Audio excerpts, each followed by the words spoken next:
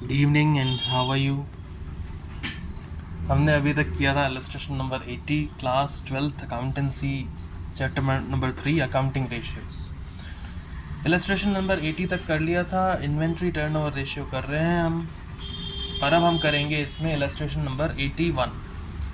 तो देखिए क्या है क्वेश्चन में, कैलकुलेट द ओपनिंग इन्वेंट्री यानी कि opening stock and closing inventory मतलब closing stock from the following information. आपको जो इन्फॉर्मेशन दे रखी है उसमें से आपको ओपनिंग स्टॉक और क्लोजिंग स्टॉक निकालना है। आपको revenue from operations means sales दे रखी है, आपको रेवेन्यू फ्रॉम ऑपरेशंस मतलब नेट सेल्स दे रखी है 4,50,000। ग्रॉस प्रॉफिट कह रहा है वॉज 25% अबव कॉस्ट, यानी कि cost per 25%, cost of goods sold पर 25%। यहाँ पे कॉस्ट ऑफ गुड्स सोल्ड नहीं दे रखी है, आपको रेवेन्यू फ्रॉम ऑपरेशंस यानी कि नेट सेल्स दे रखी है। तो यहाँ पे कॉस्ट ऑफ गुड्स सोल्ड निकालने के लिए हमें एक्स लेना पड़ेगा, ठीक है। Opening inventory is 10,000 more than the closing inventory. Opening stock जो है वो 10,000 ज़्यादा है क्लोजिंग स्टॉक से, तो यहाँ पे भी हमें एक एल्जेब्रिक इक्वेशन बनानी पड़ेगी। आगे कह रहा है इन्वेंट्री टर्नओवर रेशियो जो है 6 टाइम्स है, और ये CBSE 2020 में आ रखा है सेक्शन सी में, ठीक है। CBSE 2020 में आ रखा है क्वेश्चन।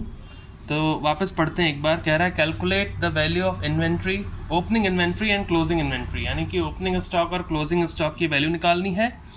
आपको दे रखा है रेवेन्यू फ्रॉम ऑपरेशंस जो है 4,50,000। Gross profit was 25% above cost, यानी कि 25% कॉस्ट पे है ये, ठीक है। तो कॉस्ट ऑफ गुड्स सोल्ड निकालनी है, नहीं दे रखी है हमें, उसको एक्स लेना पड़ेगा। ओपनिंग स्टॉक जो है 10,000 ज़्यादा है क्लोजिंग स्टॉक से, यहाँ पे ओपनिंग स्टॉक नहीं दे रखा, ना ही क्लोजिंग स्टॉक दे रखा है, लेकिन इन्वेंट्री टर्नओवर रेशियो दे रखा है। तो इससे हम एवरेज स्टॉक निकालेंगे और उसके बाद ओपनिंग और क्लोजिंग स्टॉक दोनों निकालेंगे। यानी कि यहाँ पे ओपनिंग स्टॉक नहीं दे रखा, लेकिन उसके एक हिंट दे रखी है कि ये 10,000 ज़्यादा है क्लोजिंग स्टॉक से, ठीक है। तो हमें क्या करना पड़ेगा, इस केस में क्लोजिंग स्टॉक को भी वाई लेना पड़ेगा। अगर आप एक चीज़ को एक्स ले रहे हैं तो दूसरी चीज़ को वाई लेते हैं। एलजेब्रा जब पढ़ा था क्लास 8th 9th में तो क्या करते थे, जब हमें एक वेरिएबल का सोल्यूशन निकालना है, मान लो वो x है, x को मैंने मान लिया स्पीड, तो डिस्टेंस को भी मैं x नहीं ले सकता ना, उसको मुझे y z या कुछ और वेरिएबल लेना पड़ेगा। तो यहाँ पे स्टॉक के लिए एक और वेरिएबल y लेना पड़ेगा, ओके। आगे क्वेश्चन पढ़ते हैं एक बार फिर से, आप समझ लीजिए। आपको ओपनिंग स्टॉक और क्लोजिंग स्टॉक निकालना है। रेवेन्यू फ्रॉम ऑपरेशंस मतलब नेट सेल्स दे रखा है। Gross profit 25% on cost of goods sold है, तो कॉस्ट ऑफ गुड्स सोल्ड को हम ले लेंगे x, ठीक है। Opening stock 10,000 more than closing stock है, तो क्लोजिंग स्टॉक को हम यहाँ पे ले लेंगे y, जिससे हमारा ओपनिंग स्टॉक निकल जाएगा, ठीक है। या फिर जिसको भी आप ले लें पहले x, जिसको भी ले लें y, उसके हेल्प से आप निकाल दें। इन्वेंट्री टर्नओवर रेशियो निकालना है, ठीक है। Inventory turnover ratio is equals to होता है, फॉर्मूला क्या होता है, cost of goods sold upon average stock, cost of goods sold upon average stock. अब यहाँ पे हमने क्लोजिंग स्टॉक को x ले लिया, क्योंकि क्या कह रहा था कि क्लोजिंग स्टॉक हमारे पास, देखिए क्वेश्चन में वापस देखिए, कह रहा है कि opening stock was 10,000 more than the closing stock, closing stock से 10,000 ज़्यादा है। तो हम अगर क्लोजिंग स्टॉक को x ले लें तो ओपनिंग स्टॉक आ जाएगा x + 10,000, ठीक है। तो हमने क्या किया, लेट द क्लोजिंग स्टॉक भी x, क्योंकि उसकी वैल्यू नहीं दे रखी।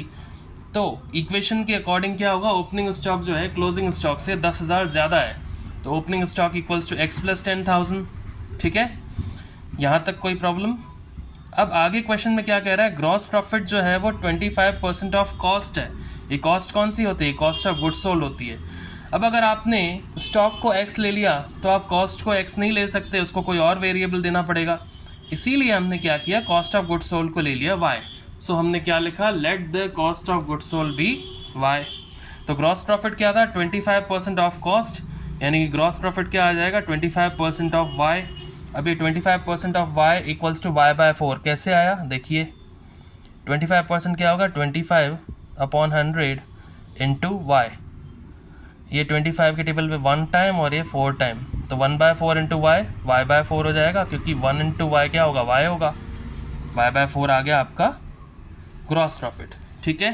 कोई प्रॉब्लम यहाँ तक। अब देखिए नेट सेल्स का एक फॉर्मूला होता है cost of goods sold plus gross profit. अगर हम छोटी क्लासेस में देखें तो क्या होता था, selling price equals to cost price plus profit. वही हम कर रहे हैं ना, यहाँ पे सेल्स निकालनी है तो कॉस्ट में हम प्रॉफिट ऐड कर रहे हैं, तो net sales equals to cost of goods sold plus gross profit. ठीक है, नेट सेल्स आपको दे रखी है रेवेन्यू फ्रॉम ऑपरेशंस के नाम से। ठीक है, रेवेन्यू फ्रॉम ऑपरेशंस के नाम से कितनी दे रखी है, 4,50,000। कॉस्ट ऑफ गुड्स सोल्ड को हमने क्या सपोज किया था, y, तो मैंने यहाँ क्या पुट कर दिया y, और ग्रॉस प्रॉफिट मेरा क्या निकला था y/4, तो मैंने यहाँ लिख दिया प्लस y/4। ठीक है, अब 4,50,000 इक्वल्स टू 5y/4, ये आप LCM लेके कर सकते हैं या फिर वैसे भी कर सकते हैं। अगर इसको y/1 रखें तो क्रॉस मल्टीप्लाई से कर सकते हैं, हो जाएगा 4y और ये हो जाएगा y, और नीचे इन दोनों को मल्टीप्लाई नीचे रहेगा 4, तो 4y plus y 5y, 5y/4, और LCM से भी कर सकते हैं तो भी 5y/4 आएगा। अब देखिए y की वैल्यू निकालनी है तो y यहीं रहेगा और ये वहाँ चला जाएगा, ये वहाँ जाएगा, तो मतलब जो मल्टीप्लाई हो रहा है वो डिवाइड हो जाएगा। 5 यहाँ पे मल्टीप्लाई में है वो डिवाइड हो जाएगा, और 4 डिवाइड में है तो मल्टीप्लाई हो जाएगा। या फिर सीधा मैथमेटिकली बोला जाए तो रेसिप्रोकल हो जाएगा, मतलब 5/4 वहाँ पे 4/5 बन जाएगा।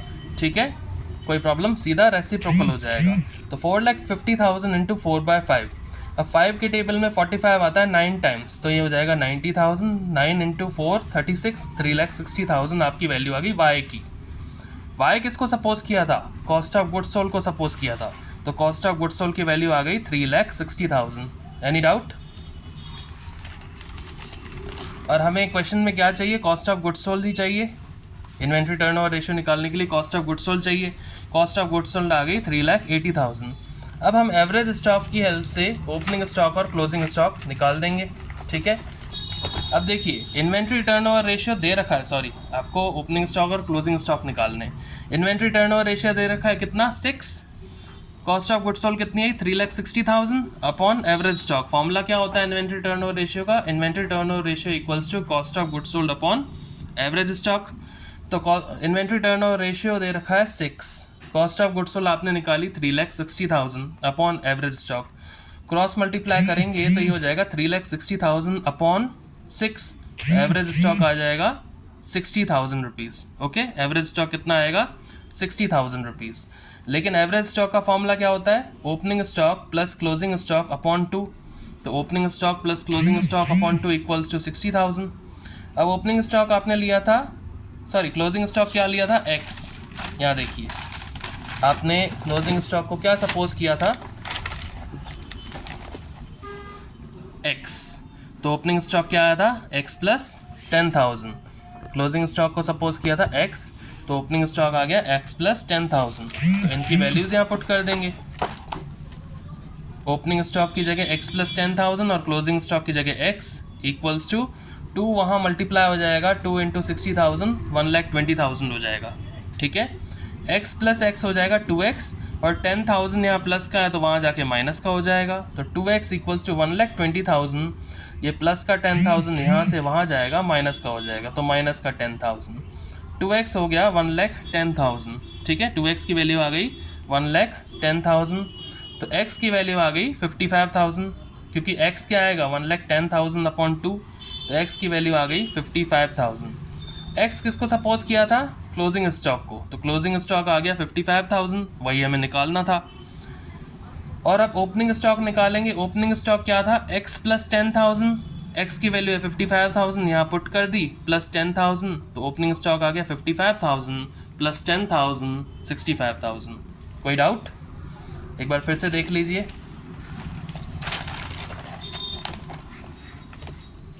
इन्वेंट्री टर्नओवर रेशियो गिवन है, कॉस्ट ऑफ गुड्स सोल्ड निकालनी है और एवरेज स्टॉक भी निकालना है। उसके बेसिस पे आपका ओपनिंग स्टॉक और क्लोजिंग स्टॉक भी निकलेगा। तो इन्वेंट्री टर्नओवर रेशियो दे रखा है 6, कॉस्ट ऑफ गुड्स सोल्ड हमें निकालनी है और एवरेज स्टॉक भी निकालना है। तो इन्वेंट्री टर्नओवर रेशियो का फॉर्मूला लिख दिया, cost of goods sold upon average stock. अब यहाँ पे ये कह रहा है आपको कि कि opening inventory was 10,000 more than the closing inventory. Closing inventory के ऊपर बेस्ड है पूरा, तो हमने क्या कर दिया, लेट द क्लोजिंग इन्वेंट्री या क्लोजिंग स्टॉक बी x, उसको क्या सपोज कर लिया, x। तो ओपनिंग स्टॉक क्या आ जाएगा, x प्लस 10,000, क्योंकि ये कह रहा था क्लोजिंग स्टॉक से 10,000 ज़्यादा है, क्लोजिंग स्टॉक लिया x, तो ये हो जाएगा x प्लस 10,000। ठीक है। दूसरा क्या दे रखा है क्वेश्चन में आपको, gross profit equals to 25% of cost, यानी कि कॉस्ट ऑफ गुड्स सोल्ड का 25%।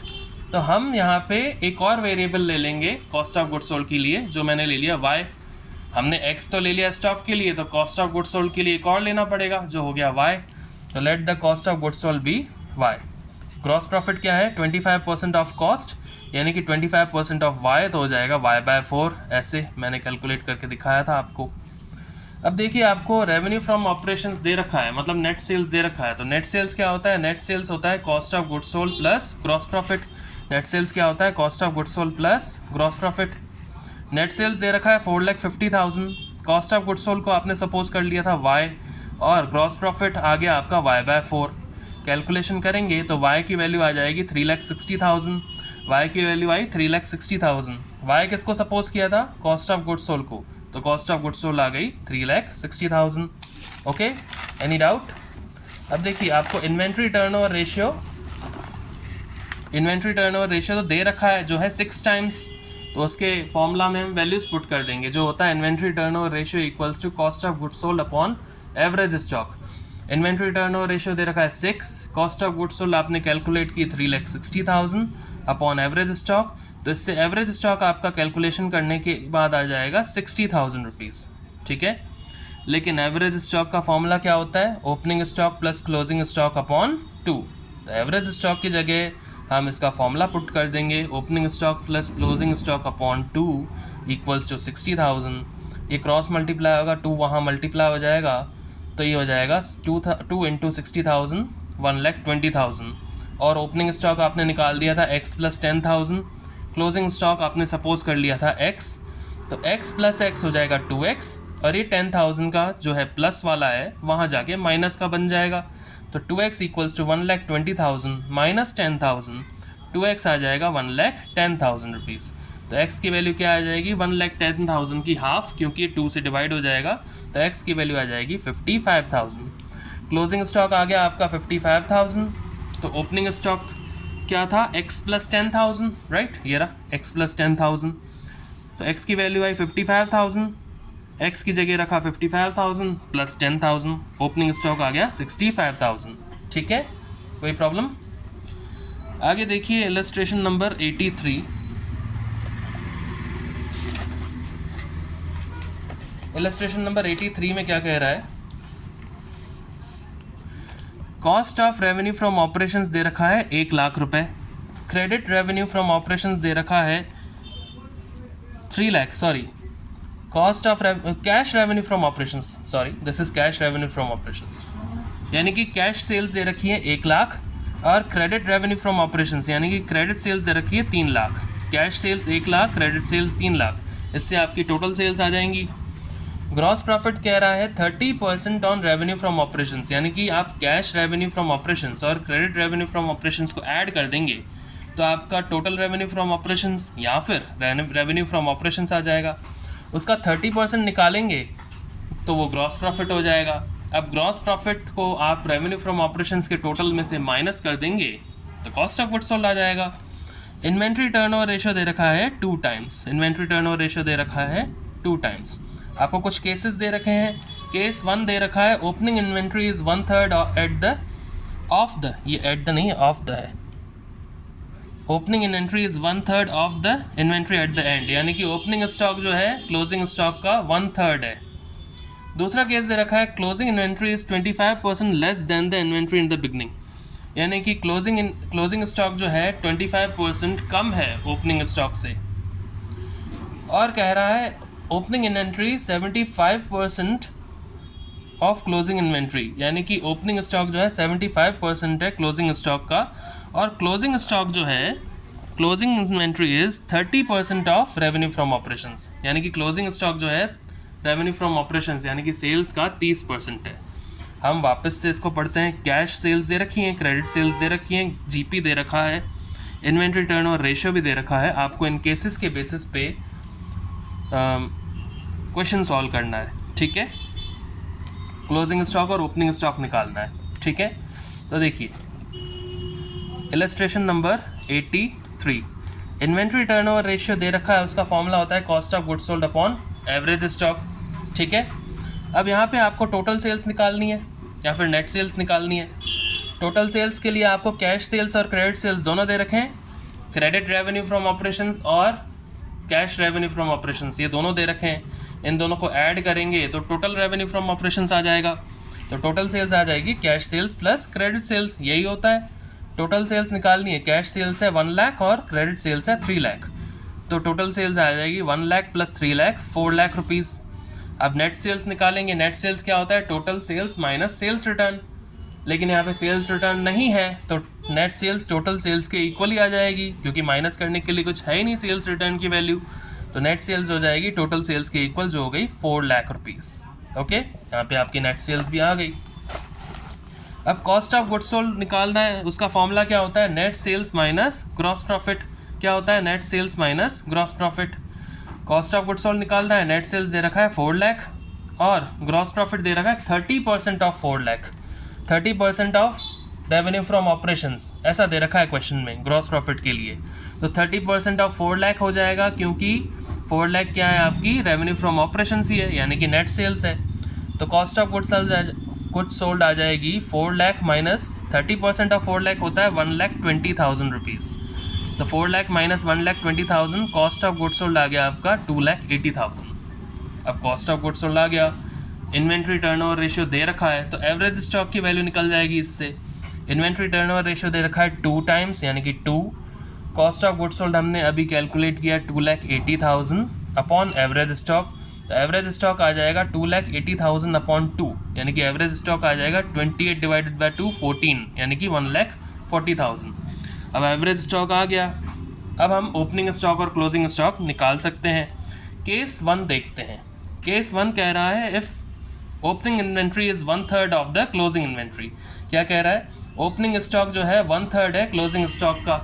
ठीक है, यानी कि बेस किसको ले रहे हैं, क्लोजिंग स्टॉक को ले रहे हैं, तो हमें एक्स किसको लेना पड़ेगा, क्लोजिंग स्टॉक को ही लेना पड़ेगा। तो हम क्या कहेंगे, let the closing inventory be x. क्या कहेंगे, let the closing inventory be x. तो ओपनिंग स्टॉक क्या कह रहा है, 1/3 ऑफ क्लोजिंग स्टॉक, यानी कि 1/3 ऑफ एक्स, 1/3 इंटू एक्स, तो हो जाएगा x/3। ओपनिंग स्टॉक क्या आ गया, x/3। ठीक है, अब एवरेज स्टॉक का फॉर्मूला लगा देंगे, क्या होता है, opening stock plus closing stock upon 2। ठीक है, opening stock plus closing stock upon 2। Average stock आपने कैलकुलेट कर लिया था ऊपर, ये रहा देखिए, एवरेज स्टॉक आपने कैलकुलेट किया था 1,40,000। ठीक है, तो एवरेज स्टॉक की वैल्यू रख देंगे 1,40,000। ओपनिंग स्टॉक आपने कैलकुलेट कर दिया था x/3 और क्लोजिंग स्टॉक को लिया था x, तो x/3 प्लस x अपॉन 2।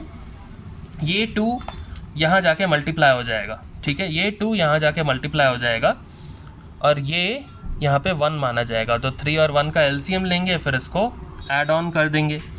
तो 1,40,000 इंटू 2 2,80,000 और x/3 प्लस x 4x/3 हो जाएगा। कैसे, देखिए x/3 प्लस x/1, 3 और 1 का एलसीएम 3, 3 के टेबल में 1 टाइम, तो 1 इंटू एक्स एक्स, प्लस 3 1 के टेबल में 3 टाइम्स, तो 3 इंटू एक्स 3x, तो x प्लस 3x 4x हो जाएगा, तो वही आ गया 4x/3। अब x की वैल्यू निकालेंगे तो ये यहाँ जो 4/3 है वो वहाँ जाके रेसिप्रोकल हो जाएगा, रेसिप्रोकल का मतलब उल्टा हो जाएगा, 3/4 हो जाएगा। x की वैल्यू आ गई 2,80,000 इंटू 3/4। अब 2,80,000 यानी कि 28 जो है 4 के टेबल में 7 टाइम्स जाता है, तो 7 इंटू 3 21, और 21 और जितने ज़ीरो दे रखे हैं, 4 ज़ीरो दे रखे हैं, तो 4 ज़ीरो लगा दिए, तो x की वैल्यू आ गई 2,10,000। ठीक है, x किसको सपोज किया था, क्लोजिंग स्टॉक को सपोज किया था। x किसको सपोज किया था, क्लोजिंग स्टॉक को सपोज किया था, तो क्लोजिंग इन्वेंट्री आ गया 2,10,000। ये हमें निकालना था, तो हमने इसको ब्रैकेट में डाल दिया। अब ओपनिंग इन्वेंट्री क्या आया था, x/3, क्योंकि 1/3 है ना क्लोजिंग स्टॉक का, तो 2,10,000 अपॉन 3, x की वैल्यू आ गई थी 2,10,000 अपॉन 3, तो ओपनिंग इन्वेंट्री आ जाएगा 70,000। आपको ये भी निकालना था, इसलिए इसको बॉक्स में डाल दिया। ये हो गया आपका केस नंबर 1। अब केस नंबर 2 में आइए, कह रहा है if closing inventory is 25% less than the inventory in the beginning, यानी कि क्लोजिंग स्टॉक जो है ओपनिंग स्टॉक से 25% कम है, 25% कम है। तो यहाँ पे जो बेस ले रहा है वो ओपनिंग स्टॉक को ले रहा है, तो हम ओपनिंग स्टॉक को x लेंगे। ये देखा जाएगा कि बेस किसको लिया जा रहा है। जब हम वर्ड प्रॉब्लम सॉल्व करते थे मैथ्स में 8th 9th में 10th में, तो हम ये देखते थे कि बेस किसको लिया जा रहा है, उसी को ही x y z जो भी मानना चाहो वो आप मानेंगे। तो यहाँ पे ओपनिंग स्टॉक को बेस ले रहा है, तो हम क्या कहेंगे, let the opening inventory be x, let the opening inventory be x। तो क्लोजिंग स्टॉक क्या कह रहा है, 25% less than the opening stock. तो x में से 25% ऑफ x माइनस कर देंगे तो क्लोजिंग स्टॉक आ जाएगा। यानी कि जो भी ओपनिंग स्टॉक है उसमें से उसी का 25% हमें कम कर देना है, लेस कर देना है। यानी कि x लिया हमने ओपनिंग स्टॉक, तो उसमें से उसी का ही 25% माइनस कर दोगे तो आपका क्लोजिंग स्टॉक आ जाएगा।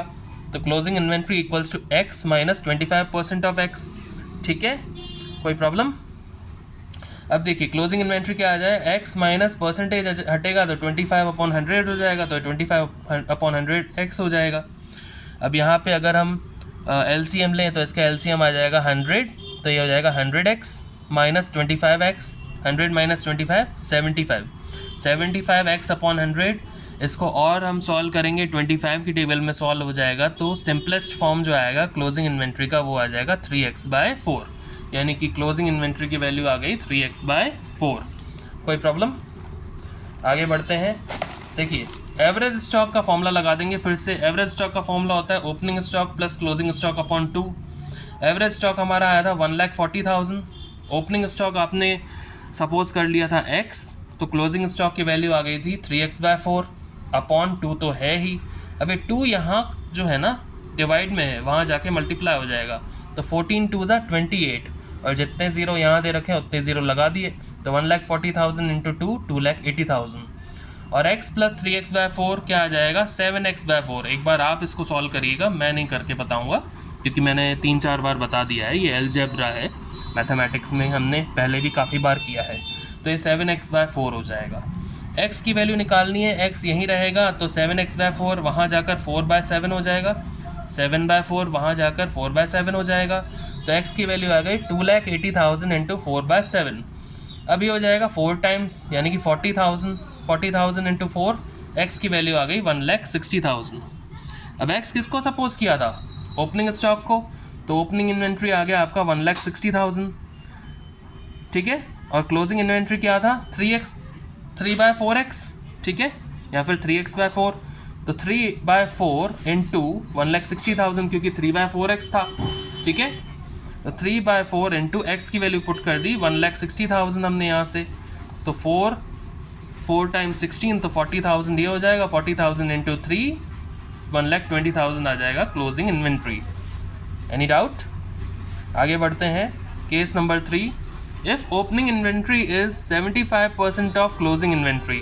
कह रहा है कि ओपनिंग स्टॉक जो है क्लोजिंग स्टॉक का 75% है, and closing inventory is 30% of revenue from operations.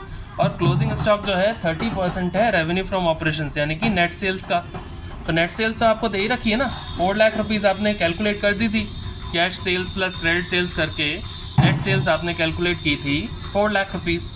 उसका 30% निकाल दो तो क्लोजिंग स्टॉक आ जाएगा। तो क्लोजिंग इन्वेंट्री क्या कह रहा था, 30% ऑफ नेट सेल्स या फिर रेवेन्यू फ्रॉम ऑपरेशंस, यानी कि 30% ऑफ 4 लाख। और 4 लाख का 30% कितना होता है, 1,20,000। तो क्लोजिंग इन्वेंट्री आ गया आपका 1,20,000, ये आपको निकालना था। अब ओपनिंग इन्वेंट्री के लिए क्या कर रहा है, 75% ऑफ क्लोजिंग इन्वेंट्री है, यानी कि ओपनिंग इन्वेंट्री जो है 75% ऑफ 1,20,000 हो जाएगा, क्योंकि क्लोजिंग इन्वेंट्री 1,20,000 कैलकुलेट कर ली थी हमने। तो ओपनिंग इन्वेंट्री आ जाएगा आपका 90,000, ओपनिंग इन्वेंट्री आ जाएगा आपका 90,000, 1,20,000 का 75% 90,000। ठीक है, कोई प्रॉब्लम? एक बार फिर से देख लीजिए इसे, इलस्ट्रेशन नंबर 83। आपको इन्वेंट्री टर्नओवर रेशियो दे रखा है, आपको कैश सेल्स दे रखी है, देखिए कैश सेल्स दे रखी है, क्रेडिट सेल्स दे रखी है, आपको ग्रॉस प्रॉफिट दे रखा है 30% ऑफ रेवेन्यू फ्रॉम ऑपरेशंस, इससे कॉस्ट ऑफ गुड्स सोल्ड निकाल लेंगे। इन्वेंट्री टर्नओवर रेशियो दे रखा है 2 टाइम्स। तो सबसे पहले तो हम ये देख लेंगे, कैलकुलेट करना है ओपनिंग इन्वेंट्री और क्लोजिंग इन्वेंट्री हर एक केस में, ठीक है। क्वेश्चन एक बार फिर से देख लिया, हम वापस से सॉल्यूशंस करते हैं।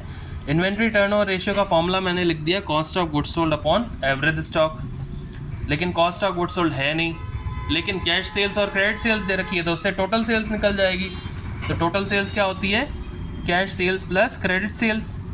टोटल सेल्स आ जाएगा, कैश सेल्स दे रखी है 1 लाख और क्रेडिट सेल्स दे रखी है 3 लाख, तो टोटल सेल्स आ जाएगा 4 लाख रुपीज़। अब यहाँ पे नेट सेल्स चाहिए, नेट सेल्स होता है total sales minus sales return, sales return है ही नहीं, तो नेट सेल्स हो जाएगा टोटल सेल्स के इक्वल, जो हो जाएगा 4 लाख रुपए, ठीक है। यहाँ तक कोई प्रॉब्लम? आगे बढ़ते हैं। अब हमें इस क्वेश्चन में चाहिए होता है कॉस्ट ऑफ गुड्स सोल्ड, क्योंकि फॉर्मूला है cost of goods sold upon average stock. तो कॉस्ट ऑफ गुड्स सोल्ड कैसे निकलता है, net sales minus gross profit. Net sales आपने निकाल ली, कॉस्ट ऑफ गुड्स सोल्ड निकालना है, नेट सेल्स निकाल दी 4 लाख, और ग्रॉस प्रॉफिट के लिए क्वेश्चन में कह रहा था 30% ऑफ रेवेन्यू फ्रॉम ऑपरेशंस, मतलब 30% ऑफ नेट सेल्स। तो 4 लाख माइनस 30% ऑफ 4 लाख, तो 4 लाख माइनस 30% ऑफ 4 लाख कितना होता है, 1,20,000। तो 4 लाख माइनस 1,20,000 हो जाएगा 2,80,000, ठीक है। कॉस्ट ऑफ गुड्स सोल्ड आ गई 2,80,000, तो सीधा ही कॉस्ट ऑफ गुड्स सोल्ड आपकी आ गई। और इन्वेंट्री टर्नओवर रेशियो दे रखा है, तो फॉर्मूला में वैल्यूज़ पुट करके एवरेज स्टॉक की वैल्यू निकाल देते हैं। इन्वेंट्री टर्नओवर रेशियो है 2 equals to cost of goods sold आ गया 2,80,000 अपॉन एवरेज स्टॉक, तो ये क्या हो जाएगा, एवरेज स्टॉक इक्वल्स टू 1,40,000। कैसे, 2,80,000 अपॉन 2, 1,40,000, ठीक है। अब जितने भी केसेस दे रखे हैं ना, उस पर हम काम करते हैं। केस नंबर 1 दे रखा है, if opening inventory is 1/3 of the closing inventory. यहाँ पे बेस दे रखा है क्लोजिंग इन्वेंट्री को, तो हम क्लोजिंग इन्वेंट्री को ही x मानेंगे। तो क्या बोलेंगे, let the closing inventory be x, let the closing inventory be x। तो ओपनिंग इन्वेंट्री के लिए क्या कह रहा था, 1/3 ऑफ क्लोजिंग इन्वेंट्री है, तो 1/3 इंटू एक्स हो जाएगा, यानी कि x/3। अब देखिए, एवरेज स्टॉक आपने निकाल दिया 1,40,000, लेकिन उसका फॉर्मूला क्या होता है, opening stock plus closing stock upon 2। तो एवरेज स्टॉक आपने निकाल दिया 1,40,000, ओपनिंग स्टॉक की वैल्यू हमारी आ गई x/3, वो यहाँ पुट कर दी। क्लोजिंग स्टॉक की वैल्यू हमने ले ली थी x, वो यहाँ पुट कर दी, अपॉन 2 तो है ही, तो 2 वहाँ जाके मल्टीप्लाई हो जाएगा, तो 2 × 14 28, तो 2,80,000 हो जाएगा आपका यहाँ पे, और x/3 प्लस x हो जाएगा 4x/3, ऐसे, ठीक है, 4x/3। तो x की वैल्यू निकालनी है, 4/3 यहाँ पे दे रखा है, वहाँ जाके रेसिप्रोकल होकर 3/4 बन जाएगा, तो x इक्वल्स टू 2,80,000 इंटू 3/4। 28 जो है 4 के टेबल में 7 टाइम्स जाता है, तो 70,000 इंटू 3 2,10,000। x की वैल्यू आ गई 2,10,000, मतलब क्लोजिंग इन्वेंट्री की वैल्यू आ गई 2,10,000, क्योंकि आपने क्लोजिंग इन्वेंट्री को लिया था x, ठीक है। क्लोजिंग इन्वेंट्री की वैल्यू आ गई 2,10,000। अब ओपनिंग इन्वेंट्री क्या था, x/3, ठीक है, क्या था, x/3। ये देखिए, ओपनिंग इन्वेंट्री क्या था, x/3। x की वैल्यू क्या आई, 2,10,000। ओपनिंग इन्वेंट्री क्या था, x/3। x की वैल्यू क्या आई, 2,10,000, तो ये हो जाएगा 2,10,000 अपॉन 3, यानी कि ओपनिंग इन्वेंट्री हो जाएगा 70,000 रुपीज़। Any doubt? अब केस नंबर 2 पे आते हैं। कह रहा है, if closing inventory is 25% less than the opening inventory, यानी कि inventory in the beginning. Inventory in the beginning जो भी दे रखा है, उसमें से 25% माइनस कर दो, तो आपका क्लोजिंग स्टॉक आ जाएगा। तो ये बेस दे रखा है ओपनिंग इन्वेंट्री को, तो हम क्या करेंगे, ओपनिंग इन्वेंट्री भी x। तो क्लोजिंग स्टॉक के लिए क्या कह रहा है, क्लोजिंग इन्वेंट्री के लिए क्या कह रहा है, ओपनिंग में से उसका 25% माइनस कर दो, तो क्लोजिंग आ जाएगा। ओपनिंग लिया था x, तो ये हो जाएगा minus 25% of x। Closing inventory आ जाएगा x माइनस परसेंटेज का साइन हटाएंगे, तो नीचे 100 आ जाएगा, 25/100x। अब ये क्या हो जाएगा, 25/100x, आप इसका LCM ले लो, तो ये हो जाएगा 75/100x। 25 के टेबल में दोनों डायरेक्टली डिवाइड हो जाएंगे, ये 3 टाइम्स और ये 4 टाइम्स। आप यहाँ पे भी कर सकते हैं 1/4, सीधा 1/4 कर दीजिए, तो x माइनस x/4 3x/4 भी आ जाएगा डायरेक्टली, ठीक है, कोई प्रॉब्लम? अब एवरेज स्टॉक का फॉर्मूला होता है opening stock plus closing stock upon 2। Average stock दे रखा है 1,40,000, ओपनिंग स्टॉक आपने सपोज किया था x, और क्लोजिंग स्टॉक आपने निकाला था 3x/4, अपॉन 2 तो है ही, 2 वहाँ जाके मल्टीप्लाई हो जाएगा तो ये हो जाएगा 2,80,000 और x प्लस 3x/4 करेंगे तो ये हो जाएगा 7x/4। x की वैल्यू निकालेंगे 2,80,000 इंटू 7/4 यहाँ पे था तो वहाँ जाके रेसिप्रोकल हो जाएगा 4/7 बन जाएगा। 28 को 7 के टेबल से डिवाइड करोगे तो आएगा 4 तो ये जाएगा 40,000। 40,000 इंटू 4 x की वैल्यू आ गई 1,60,000। अब x किसको सपोज किया था, ओपनिंग इन्वेंट्री को, तो ओपनिंग इन्वेंट्री आ गई 1,60,000। अब हमें निकालना है closing inventory. Closing inventory 3x/4 था यानी कि 3 इंटू 1,60,000/4 तो क्लोजिंग इन्वेंट्री आ जाएगा 1,20,000। ठीक है। Case number 3, if opening inventory is 75% of closing inventory, अगर ओपनिंग स्टॉक जो है 75% है क्लोजिंग स्टॉक का और क्लोजिंग स्टॉक जो है 30% है रेवेन्यू फ्रॉम ऑपरेशंस यानी कि नेट सेल्स का, तो क्लोजिंग स्टॉक ही निकाल देते हैं पहले क्योंकि नेट सेल्स हमने कैलकुलेट कर ली थी। 30% ऑफ 4 लाख, नेट सेल्स कितनी आई थी 4 lakh, cash sales plus credit sales किया तो टोटल सेल्स आ गई। नेट सेल्स के लिए टोटल सेल्स में से सेल्स रिटर्न माइनस करते हैं लेकिन सेल्स रिटर्न है नहीं तो टोटल सेल्स ही नेट सेल्स हो जाती थी, तो 30% ऑफ 4 लाख आ जाएगा 1,20,000, क्लोजिंग स्टॉक आ गया 1,20,000। ठीक है। अब ओपनिंग स्टॉक के लिए क्या कह रहा है 75% ऑफ क्लोजिंग स्टॉक, तो ओपनिंग स्टॉक आ जाएगा 75% ऑफ 1,20,000 मतलब ओपनिंग स्टॉक आ जाएगा आपका 90,000 रुपीज़। ठीक है। Any doubt? एक बार इसको कॉपी कर लीजिए दोनों इलस्ट्रेशंस को या फिर इनके स्क्रीनशॉट्स ले लीजिए, उसके बाद नया टॉपिक जो होगा वो नेक्स्ट वीडियो में आपको मिल जाएगा। ठीक है। इलस्ट्रेशन नंबर 81,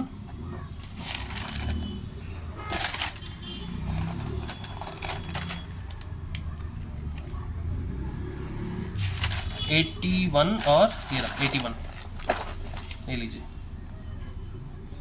स्क्रीनशॉट ले लें या इसको कॉपी कर लें जैसे आपको समझ आए।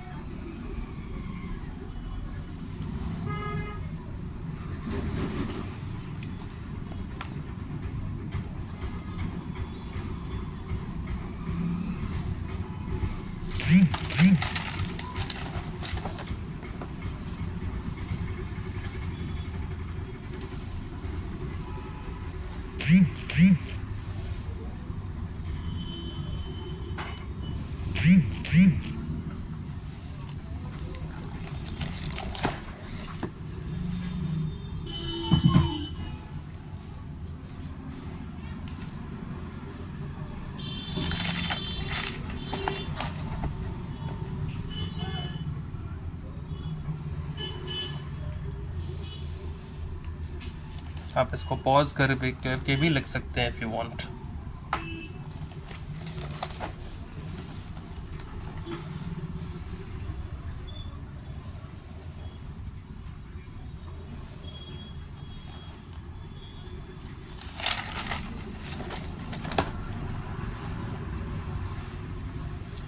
ओके, तो हम नेक्स्ट टॉपिक जो करेंगे वो ट्रेड रिसीवेबल्स टर्नओवर रेशियो करेंगे और अब वो नेक्स्ट वीडियो में करेंगे। Okay, till then good bye.